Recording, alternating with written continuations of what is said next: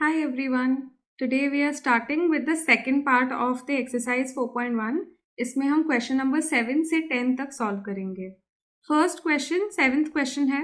So here we are given the years and then we are given the production of steel in millions of tons. तो हमें actually इसको plot करना है. We have to do this by the graphical method.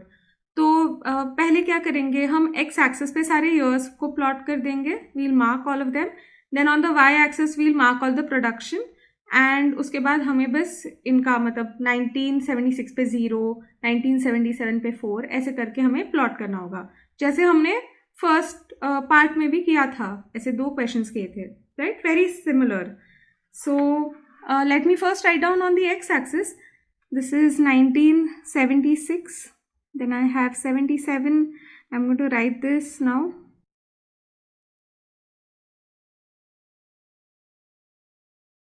And on the y-axis we will add the production. तो वो 0 से लेके 10 तक वैल्यू सारी रेंज कर रही है.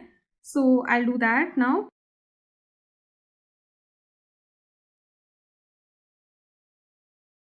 And now we'll write down the scale also. So of course on the x-axis we have that 1 centimeter is equal to 1 year. This is on x-axis, right? And on the y-axis we have that 1 centimeter is equal to 1 million tons, right? क्योंकि ये सारी जो values है ये millions of turns में है, right? ठीक है. Now that we have done the scale, अभी हम पॉइंट प्लॉट करते हैं. तो फर्स्ट ऑफ ऑल 1976 पे 0 है, सो this is the point. Next 1977 पे 4 है, सो this is the point. Next 1978 पे भी 4 है. इसी सेम वे में हम बाकी सब भी प्लॉट कर लेते हैं.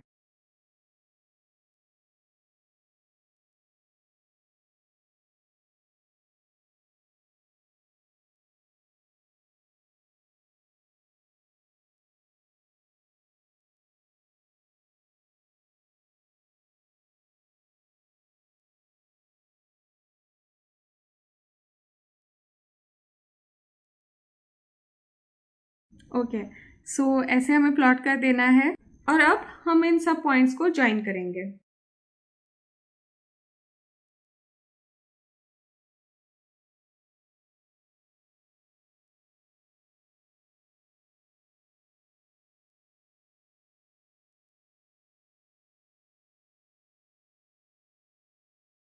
Now if I look at this graph, ये एक्चुअली कुछ समझ में नहीं आ रहा है ये इंक्रीज हो रहा है या डिक्रीज हो रहा है. लेकिन एक ओवरऑल अगर मैं पिक्चर देखूं तो काइंड ऑफ इंक्रीज हो रहा है. मतलब एवरी टाइम वो नीचे भी जा रहा है but it is not going as low as it was पहले.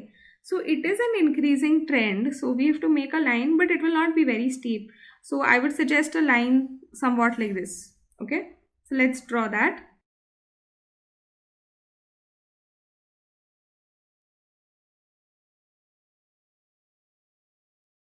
And that is the answer for the 7th question. In the 8th question, we are supposed to fit a trend line for the exact same data जो question number 7 में था, लेकिन यहाँ पे हमें least squares method use करना है. First of all least squares method को यूज करने के लिए we need to count कितने साल है. So let me start counting. So I have 1, 2, 3, 4, 5, 6, 7, 8, 9, 10 and 11. Okay, so we have 11 years. So n is equal to 11. Now after this, what is the gap between each year? So the gap is equal to 1. जब 11 years होते हैं और हमें u ढूंढना होता है तब हम मिडिल वैल्यू ले सकते हैं because it is N odd number. तो एक मिडिल वैल्यू भी मिल जाएगी. सो 11 में middle value is the 6th number. So यहाँ पे 5 हो गए और अब एक है, so that is 1981. That is our middle number. So we have to do for u t minus 1981 divided by 1, क्योंकि h का वैल्यू 1 है एंड कुछ नहीं है, राइट? सो अभी हम u का वैल्यू ढूंढ ले पहले सबके लिए. सो 1976 माइनस 1981, तो यहाँ पे 4 है, यहाँ पे 1 है, सो दैट्स -5. फिर ये होगा -4, फिर ये -3, -2, -1, 0, right? And then we have 1, 2, 3, 4 and 5. Okay. Now let me write down those equations so that हमें पता चले हमें क्या क्या ढूंढना है. So we have that summation yt is equal to n into a dash plus summation u into b dash. Summation u into yt is equal to summation u into a dash plus summation u square into b dash. Okay, so I need to find u square and I need to find u into yt. So I'll do that now. So first of all u square and then u into yt. u square के लिए इस column को square करना होगा. So I'll write that down quickly.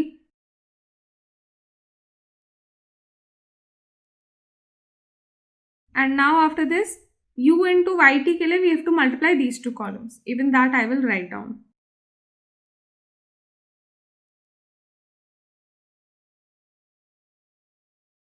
Okay, now we have done this. So we have to find the summation of all of these columns. So for the first thing तो summation u तो हमेशा 0 ही होता है, वो तो directly लिख सकते हैं. अभी इसको ऐड कर देते हैं. तो यहाँ पे देखो 1 + 9 10 हो गया, 1 + 9 20 हो गया. यहाँ पे इतना 20 और ये भी होगा 20, तो ये हो गया 60. 60 + 25 + 25 50, मतलब 110. ये हो गया 110.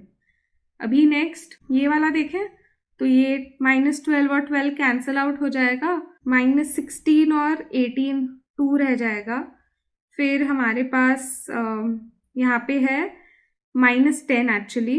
तो मैं इसको और इसको अगर कंबाइन कर दूँ तो ये सिर्फ 30 रह जाएगा. So now basically we have 30 + 50 which is 80. तो 82 एंड देन 87. Okay, and the summation of yt. तो इसके लिए 6 + 4 is 10 + 10 + 10 is 30. फिर 8 + 2 दिस इज ऑल्सो 10.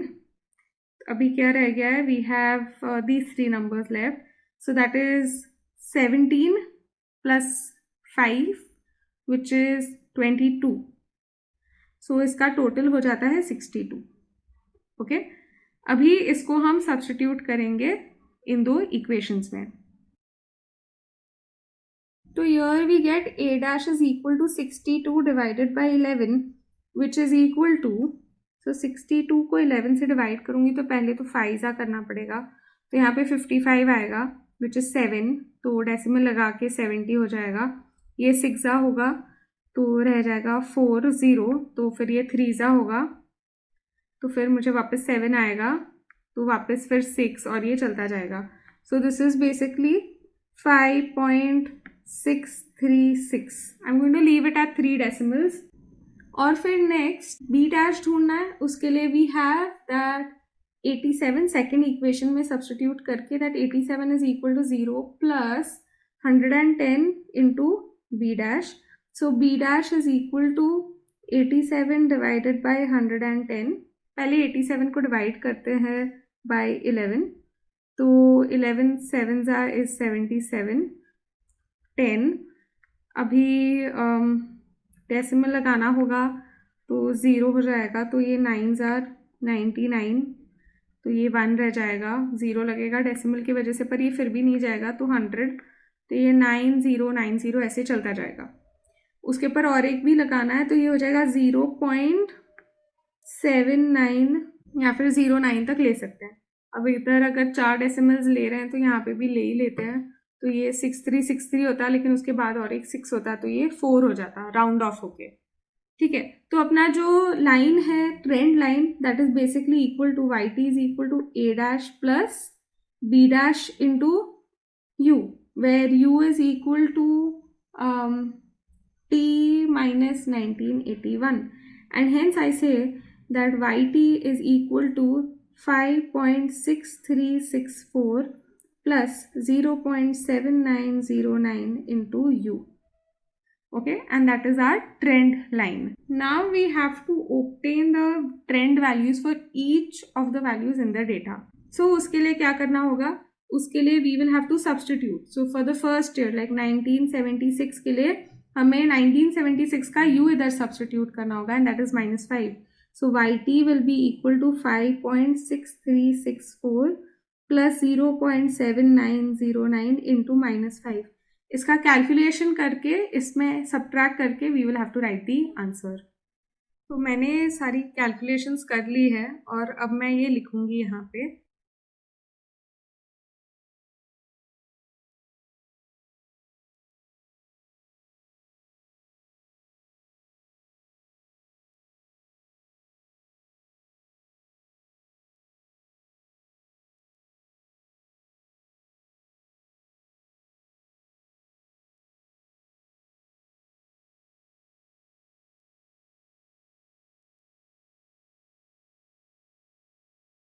तो ऑफ कोर्स ये कैलकुलेशंस करने में बहुत टाइम चला जाता है एंड लास्ट वीडियो में मैंने दिखाया भी था कि इनको कैसे थोड़ा सा इजियर तो बनाया जा सकता है, वो वाला मेथड फॉलो कर सकते हो। Now this is my personal opinion that अगर ये एग्ज़ाम में आता है ये क्वेश्चन, मेरे हिसाब से इसको अटेम्प्ट नहीं करना चाहिए। If it is an option, choose the other one, because reason being कि these calculations take a lot of time, they not easy. उनको पहले मल्टीप्लाई करो देन ऐड करो, एक मिस्टेक हो गया रॉन्ग हो जाएगा। And plus it also depends on कि वो जो बोर्ड वाला जो चेक कर रहा है उसने क्या वैल्यूज़ ली हुई हैं, और फिर वो थोड़ा सा भी वेरी हुआ, वी डोंट नो वो लोग कैसे मार्क्स कट करेंगे। आइडियली तो नहीं करना चाहिए, बट फिर भी। So if there is an other option, always do that question. In case ऐसा है कि बाकी कुछ नहीं आ रहा है और फिर ये करना पड़ रहा है लीस्ट क्वेज मेथड स्पेशली, तो ही फिर इसको अटेम्प्ट करो, वरना मेरा तो ये मानना है कि इसको अटेम्प्ट नहीं करना चाहिए। It is better that you spend time doing something else rather than doing these calculations. Anyway, एक और पार्ट है इस क्वेश्चन में कि हमें ट्रेंड वैल्यू ढूंढनी है। So our regression line is basically this over here. तो हमें पहले YT is equal to 5.6364 plus 0.7909 1990 minus 1981 करना होगा। This is 9, right? So now we have to multiply this into 9 and then we'll add it here. So we have 7909 into 9, which is equal to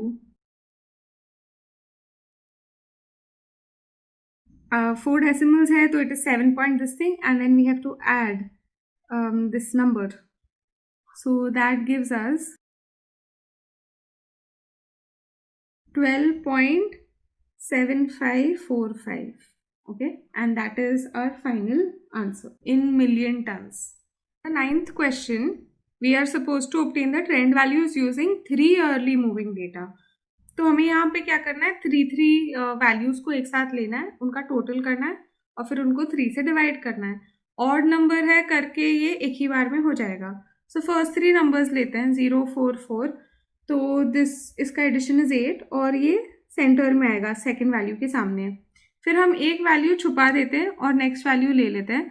so now we have 442 which is 10, so that I write over here. Then now I hide 2 and I include 1 more. So इसका total है 12. I hide 1 more and include 1 more. So इसका total है 16. So now I hide 1 more and take 1 more. So this is 19. 8 के सामने आएगा। फिर उसके बाद next we have 8, 5 and 9. So 8 plus 5 is 13 plus 9 which is 22.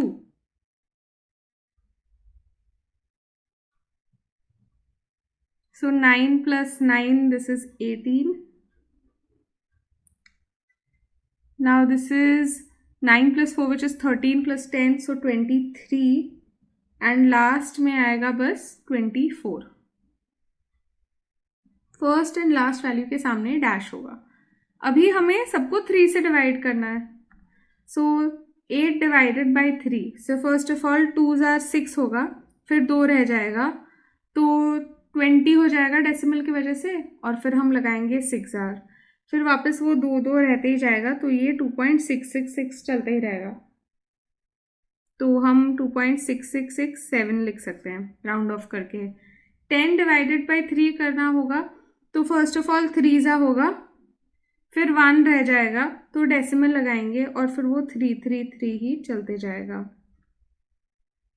Now next 12 divided by 3 is 4. 16 divided by 3 is first of all 5 ज़ा 15, तो 1 रह जाएगा, फिर 3 लिखोगे और वो फिर ऐसे ही चलता जाएगा. नेक्स्ट 19 डिवाइडेड बाई 3, तो 6 ज़ा होता है 18, उसके बाद 1 रह जाएगा और 1 जब भी रहता है तब ये 3 होते रहता है. नेक्स्ट 22, ये 7 पॉइंट वापस 3. अभी नेक्स्ट 18 करेंगे तो 6. 23 divided by 3 is first of all 7 ज़ा 22 होता है, 2 रह जाएगा, तो we have 6 and then we have 6. Okay, and 24 divided by 3 will be 8. So these are the trend values. Now in the last question, that is the 10th question, we are again given some years and we have to obtain the trend values using 5 yearly moving averages. यहाँ पे 5 years का करना है, तो start करते हैं. First 5 values को add करेंगे और सिमिलर वे में एक को छोड़ के एक एक्स्ट्रा लेके हर बार ऐसे ऐड करते जाएंगे. तो फर्स्ट 5 वैल्यूज मतलब 1 2 3 4 5 यहाँ तक हमें ऐड करना है. सो this is 14 and that I will write in front of the third value, that is over here. Okay, now I include 1 more and I delete 10. So now I have 7 is the total, so this I right below this over here. Okay, now I cover up 2 values and I include 1 more value. तो यहाँ पे ये है 11. अभी यहाँ पे we have 1 plus 2 plus 3 plus 4 plus 5 which is equal to 15. Now after this here if I add then I get 20. Now इधर मुझे मिलता है 25. फिर यहाँ पे मुझे मिलता है 30.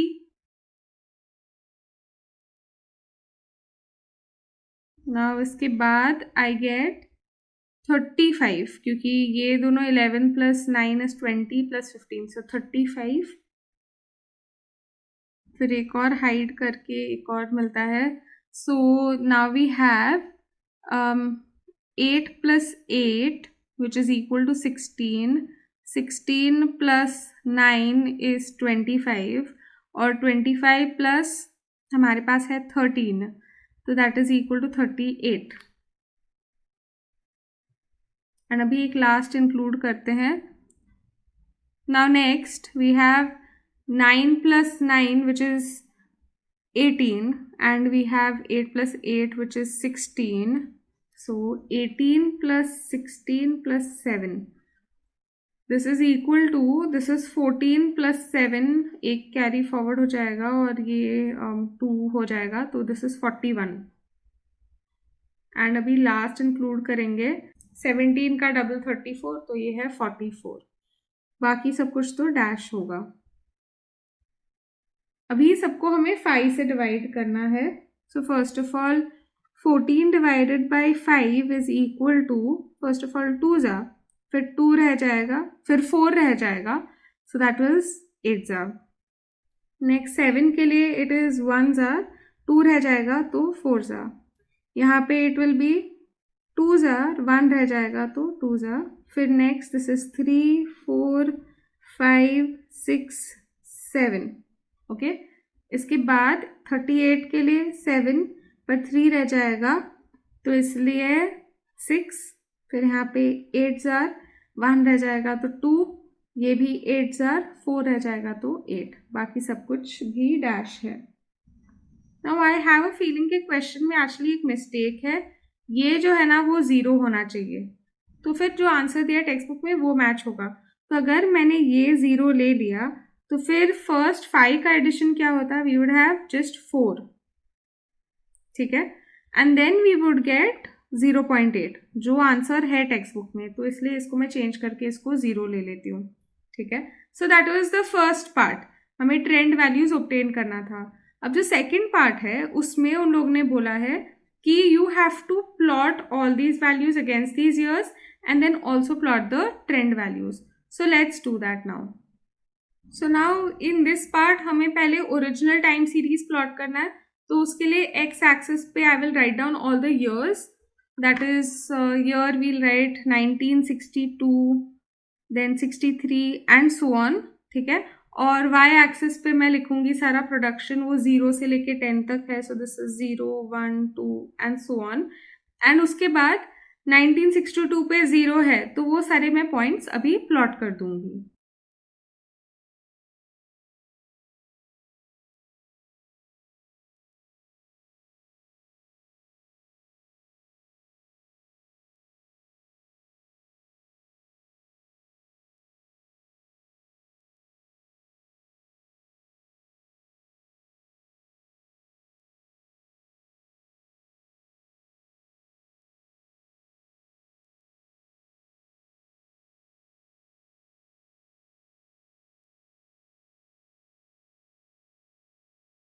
ठीक है, तो इस तरीके से सारा प्लॉट हो गया.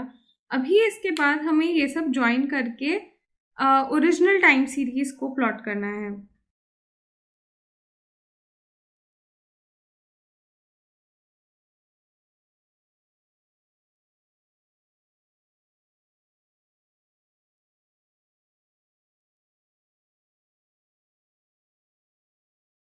तो ये करके हमारी टाइम सीरीज तो प्लॉट हो गई. ऑफ कोर्स ये लाइन इसी तरीके से बढ़ रही है, ये हमें दिख रहा है. सिर्फ बीच बीच में थोड़ा कम हो रहा था, but that does not really matter. We have an increasing trend.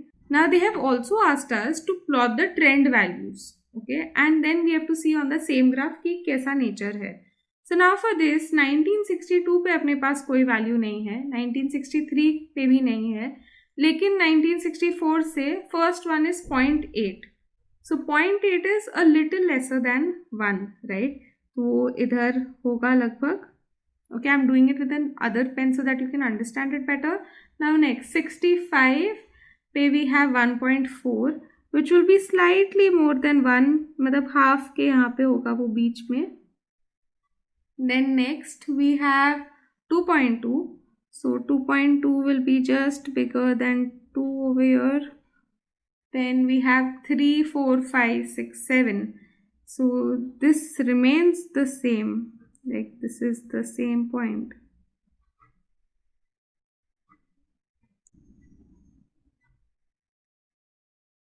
We have 7.6.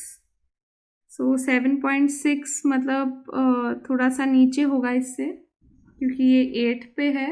फिर उसके बाद we have 8.2. ये तो काफ़ी कम होगा then compare to 9. And then lastly we have 8.8.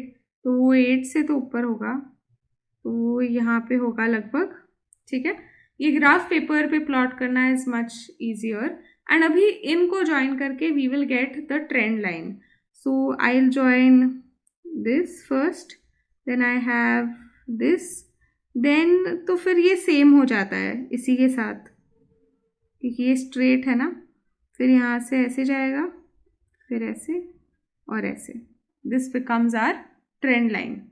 Okay, so this blue line is the trend line and this black line is the original time series. Okay, so with that we have finished solving all the questions from this exercise. I hope you have understood every sum very well.